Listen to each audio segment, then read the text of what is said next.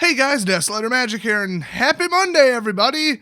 Because M20 spoilers start today. Otherwise, screw Monday. I hate Monday. Oh, I can smell it. It's coming up through the vents. Had a small fire in the basement. I was checking out an old electronic item for my friend and testing it, and it just burst into flames, basically. Wow, I picked a great time to do a spoiler video. Anyway, first up, we've got another Ajani, because of course we need another Ajani. We didn't have enough. I gotta say, card-wise, he's probably my favorite planeswalker, so hey.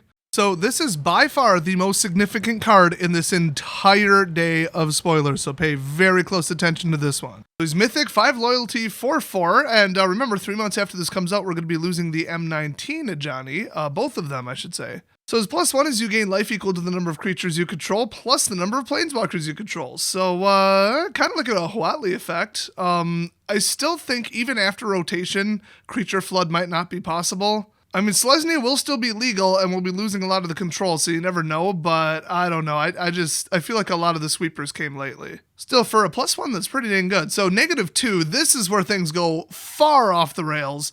Create a 2/2 white cat soldier creature token named Ajani's Pridemate with whenever you gain life, put a +1/+1 counter on Ajani's Pridemate. How can you have a token with the same name as an actual card? And I gotta say, that is identical to the actual card Ajani's Pridemate. So, I don't know, I guess, if you were to clone it, you create a token copy of the card with the same name. So I guess it's not like that confusing. I do just find it weird that a Planeswalker would create a copy of an actual card as a token without having to actually copy the card, but whatever. But honestly, Ajani's Pridemate is one of the most overpowered cards in Standard right now. I know it's not the most heavily played thing in the world because of the amount of, early game removal, but it's a turn 4 win card and it's a turn 4 win deck. I mean, I've won more games with my mono white Pridemate deck than anything else, and we're talking the last year. It's how I got to Mythic 3 times on Arena, primarily. It's just too fast for anybody to do anything about. Now, that said, we did just get a reprint of it, so the card, Ajani's Pridemate, is still going to be legal, but this particular, version of bringing it out costs 4, and then you have to -2 him. So I've noticed that other version of Ajani's Pridemate, the one that costs like 4, I think it is, and every time you gain life, you put 2 counters on it, basically nobody plays it. You might be thinking, but it's twice as powerful. Yeah, but it's not a turn 2 and then like turn 1 swing with your lifelink bird and now you got a 3/3 and then next turn, you boost it and you hit him for 7. Like if it's any later than that, the value really goes down. I can really smell that burning electronics.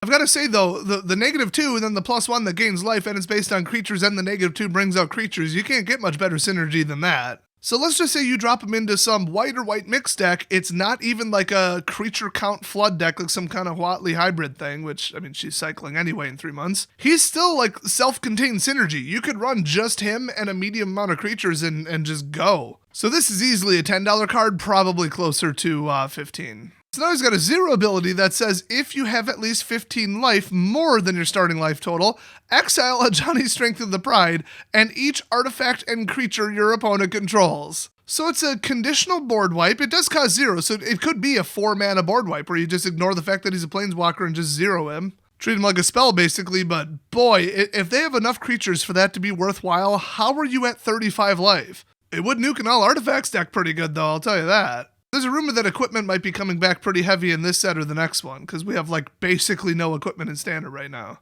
So, I like this because I'm sick of emblems, I'm sick of ultimates, I'm sick of planeswalkers, and so is everybody. They're overpowered, they're annoying, and they're an immediate threat. You have to stop what you're doing, shut down your entire strategy just to deal with that one card. And they could drop out 1 to 2 planeswalkers per turn, and there's, 50, 60 of them legal right now? So to give him an ult that's not really an ult, while also giving him a hyper strong +1 and -2, and then also making him mythic and also giving him a sufficient amount of loyalty, because you don't have to get him to -9, so who cares if he comes out with 5 loyalty for 4? Absolutely wonderful card all around. Easily going to be one of my favorite cards in the entire set. So next up we got Angel Vitality. It's a 2/2 for 3 flyer, and if you would gain life, you gain that much +1 instead. It doesn't count as 2 instances of life gain, by the way, for the purposes of Pridemate. And then Angel Vitality gets +2/+2 as long as you have 25 or more life. Ooh, that'll be fun in Commander. Angel Tribal, let's do it, guys. So weaponized life gain, you guys know I'm into that, so I think that's going to be pretty hot in this set, which is awesome. Remember, this is a Corset. They go with very basic, boring, like already printed before mechanics. So White's mechanic seems to be life gain. I love it. This will put the final nail in the coffin of any kind of red rusher speed damage. Now they just need to ban Tybalt. So next up we got Attempsis, All-Seeing. Yay, Sphinxes. Yay, Triple Blue. I love it already, but I haven't read it yet. By the way, I haven't read any of these yet. Every time I read them, it's a first read, live on video. Well, live-ish. So it's a 4/5, which is pretty decent. Sphinxes tend to not have attack power equal to or exceeding their cost, so that's typical. And if you pay 2 and tap it, you can draw 2 cards and discard a card, typical Sphinx ability. And when it deals damage to an opponent, so it's got a, what do they call it, a saboteur effect, you may reveal your hand.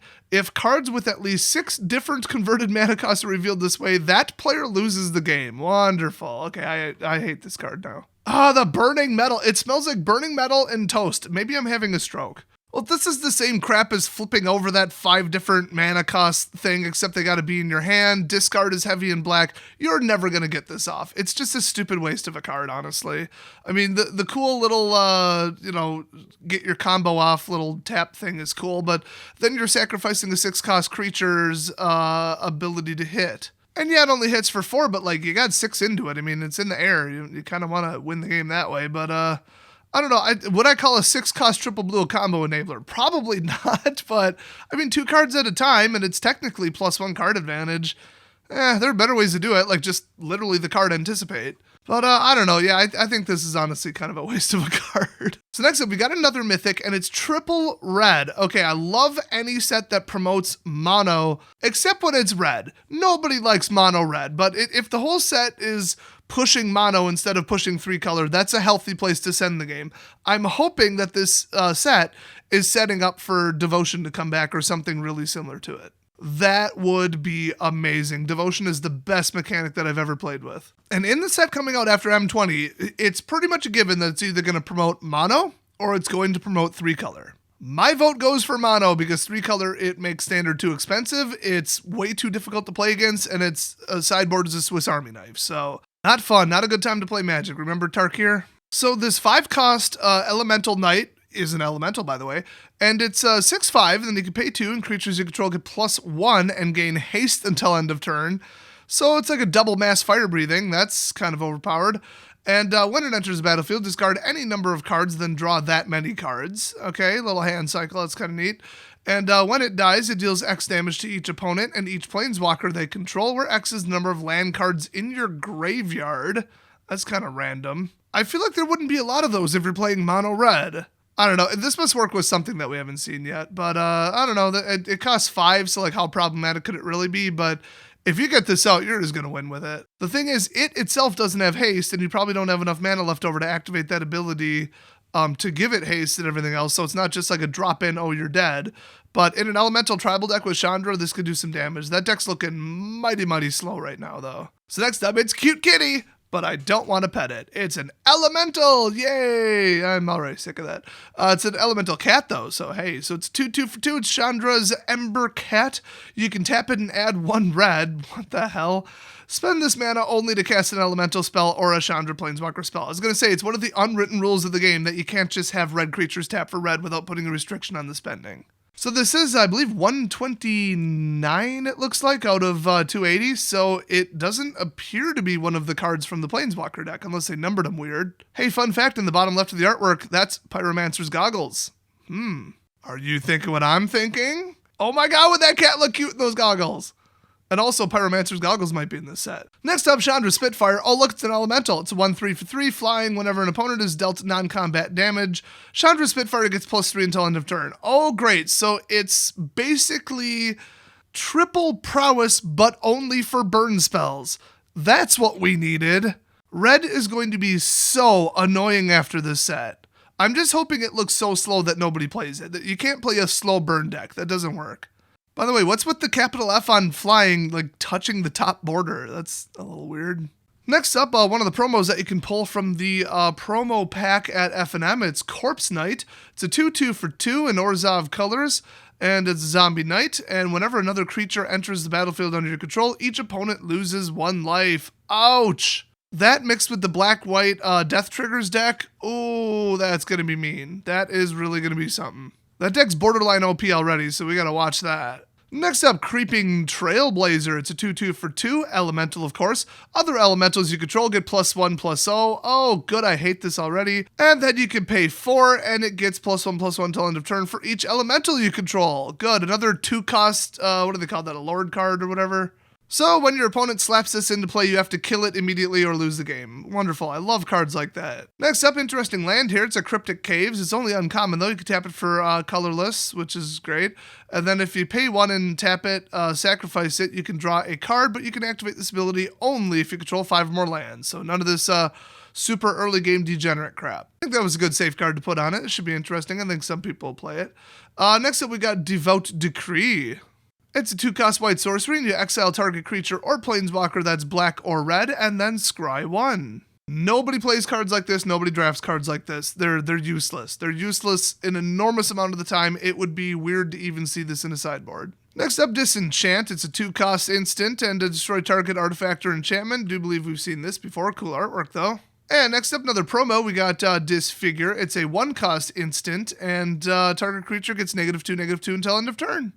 Kind of nice. I mean, it's no Grasp of Darkness. You're probably not really actually going to kill something with it. This is weak enough that I think it would be limited to just, oh, I shrunk your creature and now I'm blocking it and killing it in combat. But that said, I think in limited people will play it. Next up, Dread Presence. Cool artwork there.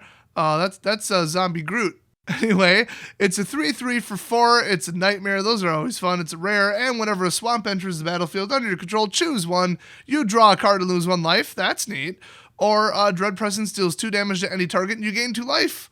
Holy crap. Finally, something you could play with Cabal Stronghold. Nice. Too bad Dominaria is cycling out 3 months after this, so nobody's actually going to build this deck. Next up, Empyrean Eagle or something like that.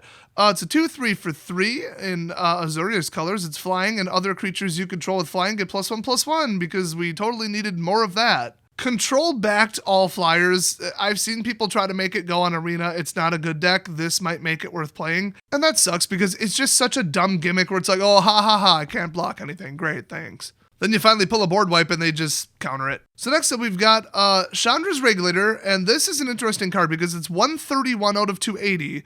So I'm not sure if this will actually be in the boosters. The number would indicate yes, but from what I heard, no.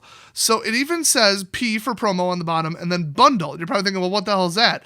It's basically a buy a box promo, but for bundles, but it's in the bundle. So you don't have to worry about your sketchy store pretending they didn't get any or already sold out of them and then putting them on eBay. They're in the box. And by box, I mean bundles. So I'll take any reason to buy a bundle. I'd almost prefer like Arena promo stuff, but whatever. I mean, that's in the Planeswalker deck, so I guess, hey, do every product differently, whatever. So will this be good enough to like up the price of a bundle by $5 if it's a $5 card?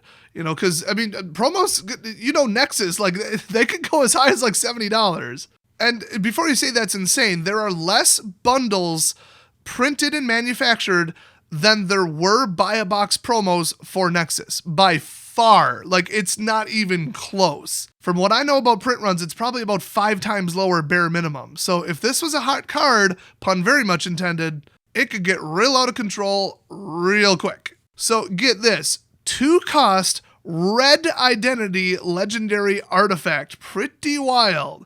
So whenever you activate a loyalty ability of a Chandra Planeswalker, okay, this is a $1 card, you may pay 1. If you do, copy that ability. Oh, it's a $2 card now. And then you may choose new targets for the copy.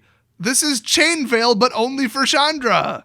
I mean, with how broken that 6-cost Chandra is, if you started duplicating those abilities, oh my gosh. But since that's still a little narrow, I mean, you'd almost have to be going like Chandra Planeswalker Tribal, if I could even call it that. They also have pay 1, tap it, which you could do the turn that it comes out, discard a mountain card or a red card, and then draw a card. That alone is absolutely fantastic. I think that ups this to about a $3.50 card minimum. This is so exceptionally good. And the other thing is, remember, red has a little bit of a thing with lands in the graveyard. A little bit.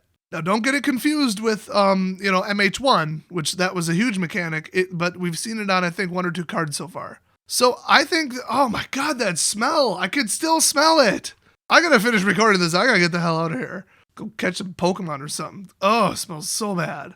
Anyway, yeah, this will up the price of a bundle a little bit. I think it really will. So next up, we have a very concerning card. It's Rienne, Angel of Rebirth. Haven't even read it yet, but oh look, the Elder Dragons are back, because that flew so well last time.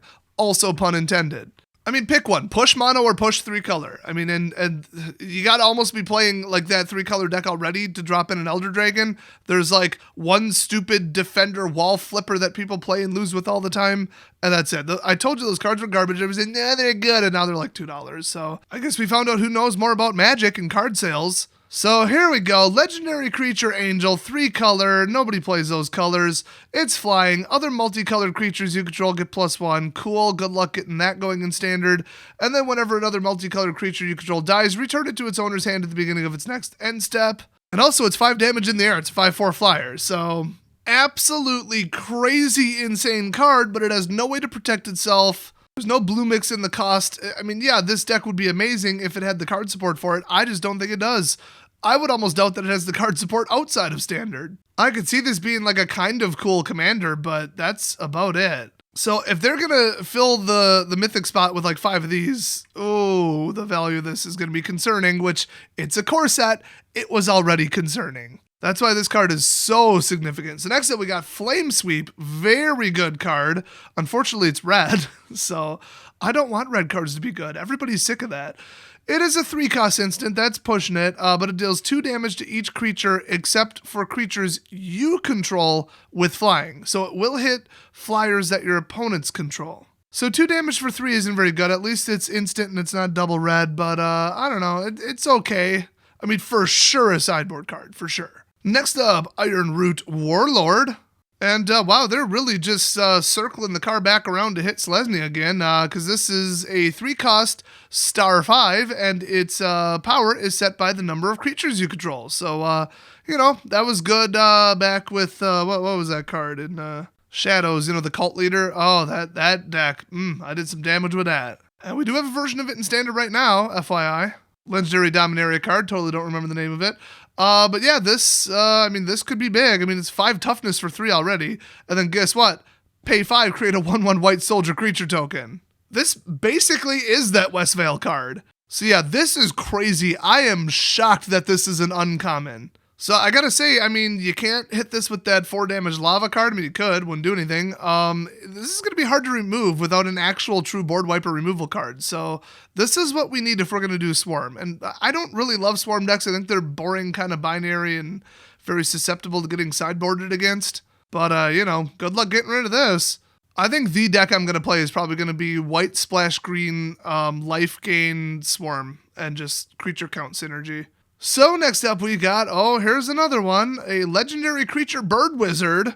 Okay, Mr. Blizzard here is Kaikar Wind's Fury, and it's red, white, and blue, Merca. 3/3 flyer, kind of weak, but whenever you cast a non-creature spell, create a 1/1 white spirit creature token with flying. Cool.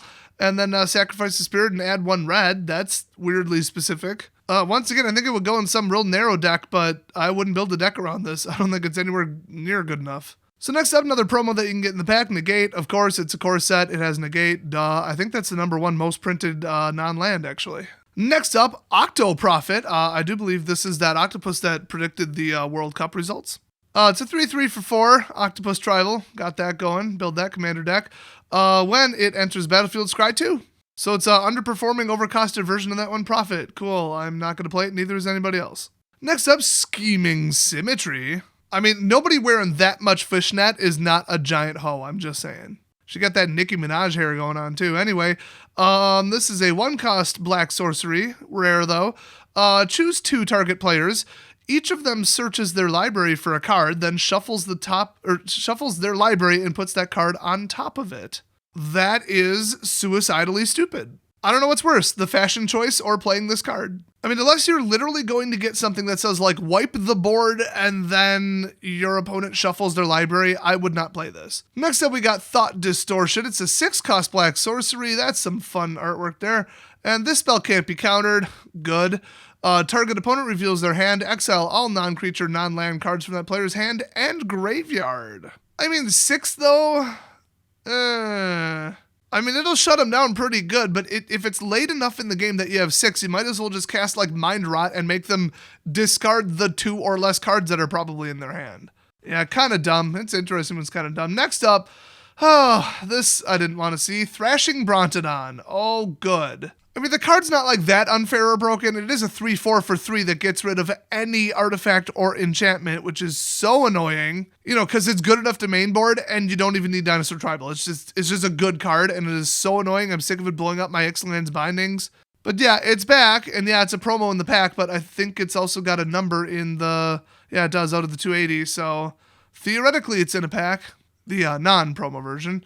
Next up, Unsummon. Fantastic. Absolutely fantastic. We kind of needed a 1-cost version of this just to shut people down a little bit. Unfortunately, it helps out blue control, which we really didn't need right now, but I like the card.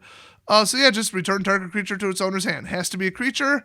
I do think that in Standard, the mana availability is high enough that people might pay 1 more and have it be any permanent. But still, it's a nice card. And remember, it's instant speed. Next up, we got Wurzel Elementar. I love that name.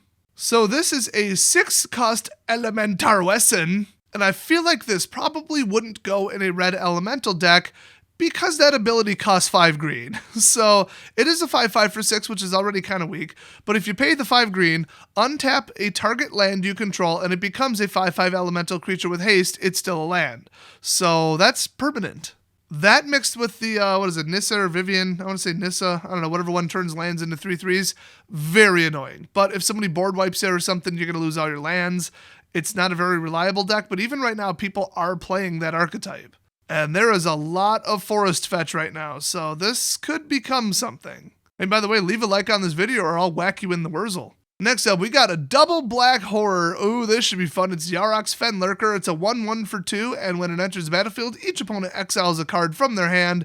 It's gone. It doesn't go to the graveyard. Bye-bye. And then if you pay 3, it gets +1/+1 till end of turn, which is the most overcosted pump I've ever seen, but I'm kind of getting sick of black fire breathing anyway.